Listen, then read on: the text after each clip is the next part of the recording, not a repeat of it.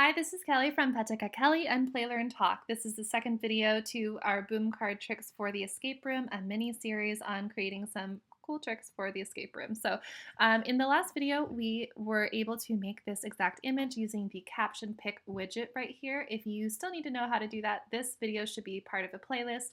Go back to the previous video and learn how to make this and then come back and join us, okay?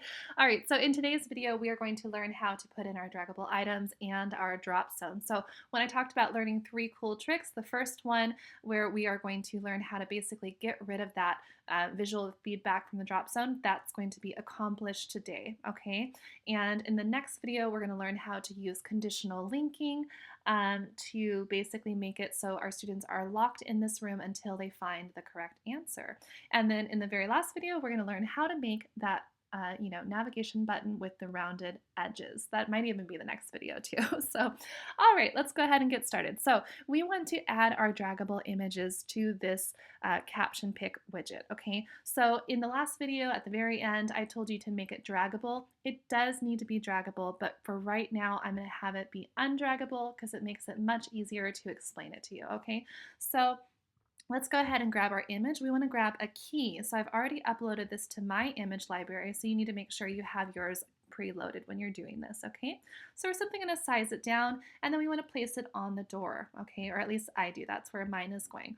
So I'm hoping that this is going to stay with this entire image, right? But when I test it out, you'll notice that the key does not move with the image like I had hoped. Okay, so now the way we have to solve this problem is by actually clicking on the image. Now that we have it the size that we want, we're going to click on this tail here and use our keyboard shortcut Command-C, delete it. Okay, and now what we need to do is click on the entire caption pick, and you notice the entire thing because this whole rectangular border is highlighted. And now we're going to click on it with our mouse and then do Command-V. So now our image, the size that we want, is actually inside of this widget itself, and we can move this over and then test it out. Okay, so now the whole thing moves together. All right. If you liked that, give this video a like. I hope that was a helpful tip for you. All right, so now that we have something that is the correct size, we're going to go ahead and do Command-C, Command-V again, and we're going to make it draggable this time because these are going to be the keys that we actually attach to a drop zone. Okay, so let's go ahead and do Command-C, Command-V again. Once again, if that does not work for you for some reason, you can always click the tail of the picture and then hit duplicate, just like that. Okay, so that's another option. All right, so now we need our drop zone. So we're going to grab some text and we're going to double click the text, delete it, and then we're going to stretch this out to the size of our drop zone area. So this is where we want our drop zone to be. Okay. And I'm going to size this down even smaller. And then to make it a drop zone, I need to come over to drop zone. And I'm going to attach one of the keys. Let's go ahead and attach this middle one. And I attach it by moving the finger over to the flag. And now it is attached.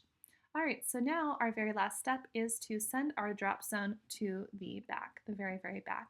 All right, I will see you in the next video where we're going to learn how to make things linked conditionally, and then the following one I'll show you how to make a rounded button. All right, I'll see you guys there. Bye.